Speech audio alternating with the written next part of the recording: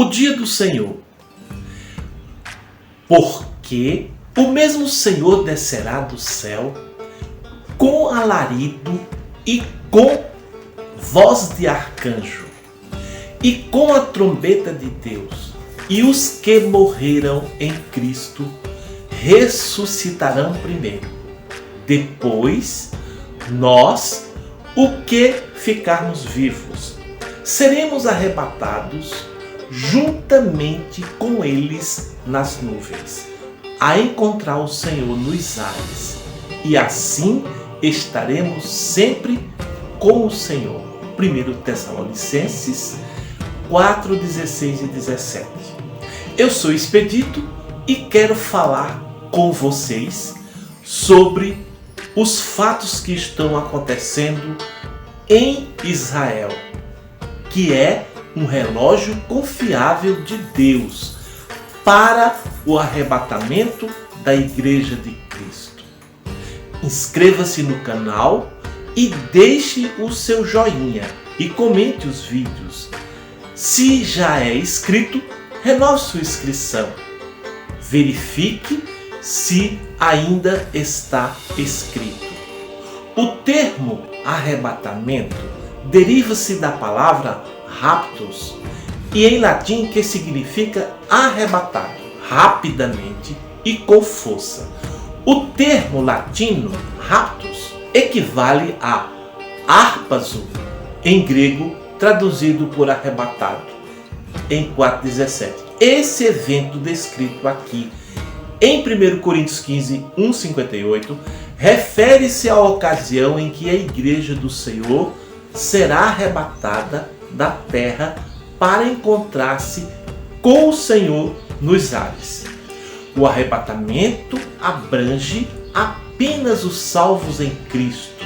Instantes antes do arrebatamento, ao descer Cristo do céu para buscar a sua igreja, ocorrerá a ressurreição dos que morreram em Cristo, conforme está escrito em 4,16. Não se trata da mesma ressurreição referida em Apocalipse 24, a qual somente ocorrerá depois de Cristo voltar à terra e julgar os ímpios e prender Satanás. Apocalipse 19, 11 e 23. A ressurreição de 24 tem a ver com os mártires da tribulação e possivelmente com os santos do Antigo Testamento.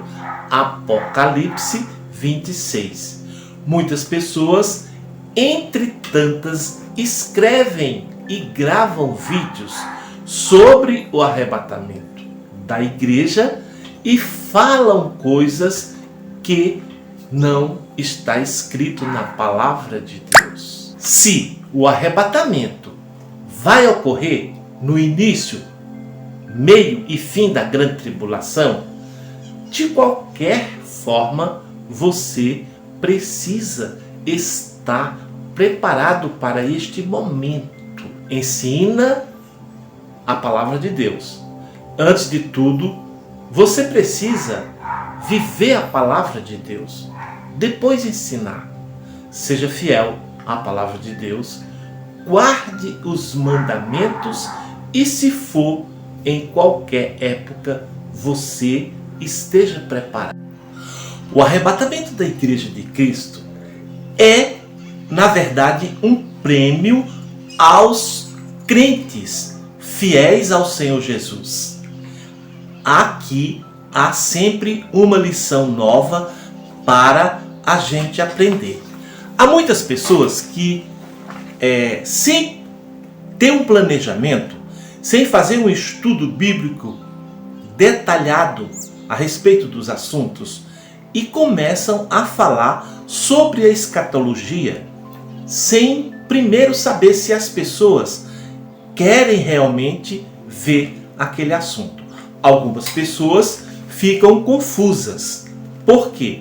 Imagine só, há um vídeo falando sobre o arrebatamento da Igreja de Cristo de uma maneira que confunde as pessoas, trazendo dúvidas e vemos que entre 10.000 pessoas que estavam assistindo aquele vídeo, algumas estavam se referindo que não era bem assim, né? E que não é tão fácil. Ela estava se referindo ao tempo em que Jesus virá arrebatar a sua igreja. Mas esse tempo não está descrito na palavra de Deus. Como vemos, 1 Tessalonicenses capítulo 4, 16 e 17, não está dizendo que Jesus virá em que tipo de época. Se é no começo da grande tribulação, no meio ou no fim. Isso é importante você observar. O que importa para saber neste momento é se nós estamos preparados para este grande evento da volta de Jesus. Se é um prêmio, precisamos compreender que tipo de condição haverá para que a gente possa estar observando. Por exemplo, cumprir os mandamentos do Senhor Jesus. E eu pergunto para você que já é evangélico, que é católico, que você lê a Bíblia, você é santo? É uma pergunta. E a pergunta tem sempre uma resposta. Você pode escrever aí nos comentários a sua opinião. Você se considera santo ou não? Se você se considera santo, deixe escrito aí nos comentários. Porque o arrebatamento da Igreja de Jesus Cristo é um prêmio para as pessoas que estão fiéis na sua igreja. Então, se a pessoa é crente, mas está vivendo de qualquer maneira, pecando, roubando e cometendo iniquidade, é óbvio que essa pessoa não vai estar preparada naquele momento. Mas onde está escrito, Expedito, que é um prêmio? Se é um prêmio, quais as condições? E assim, nós vamos ver detalhadamente. A promessa de Cristo para livrar os fiéis da Filadélfia na hora da tentação é idêntica à promessa aos Tessalonicenses, que seriam preservados da ira futura. Eu queria ler um versículo com vocês que está em 1 Tessalonicenses capítulo 1, versículo 10, que diz assim: a esperar dos céus a seu Filho, a quem ressuscitou dos mortos, a saber, Jesus, que nos livra da ira futura. Aqui temos algo muito sábio para discernir que tempo Jesus virá. Então, olha, muitas pessoas estão confundindo a nossa cabeça. Porque eles estão falando, Jesus vai vir antes, é pré-tribulacional, é pós-tribulacional. Quando é que Jesus vem? Isso confunde as pessoas. Cada um vai estudar a palavra de Deus de acordo com aquilo que ele estiver vivendo naquele momento. Se ele estiver vivendo uma denominação que ensina que Jesus vai vir depois da grande tribulação, deixe eles continuar vivendo. Mas se você tem dúvida, você pergunta para o Senhor e o Senhor responde. E o Senhor está te respondendo neste momento aqui. A palavra de Deus, que é o que nos orienta, está dizendo: a esperar dos céus o Filho, a quem ressuscitou dos mortos, a saber, Jesus Cristo. A esperar significa que nós vamos estar de prontidão, esperando o Filho de Deus, que virá dos céus para vir nos buscar. Então, existe uma antecipação de preparação. E aqui a palavra de Deus vai nos dar muitas informações de como era esta preparação. Obedecendo os mandamentos, não pecando mais, colocando a nossa vida diante da presença do Senhor, vigiando, orando e se preparando. E Ele vai voltar e vai nos levar, conforme lemos no começo e falei no começo, para onde Ele estiver, nós vamos estar junto com Ele. E qual o principal objetivo que Ele vai vir nos buscar? Que nos livra da ira futura. Então, já está respondendo algumas das nossas indagações a respeito de que tempo Ele vai vir para nos buscar. Então, olha, aqui está falando, vai vir para nos livrar da ira futura. Algumas pessoas, até minhas conhecidas, que estão pregando a palavra de Deus, mas não leram direito a palavra de Deus, não se esmeraram para trazer a palavra verdadeira ao seu coração, para lhe preparar para este momento.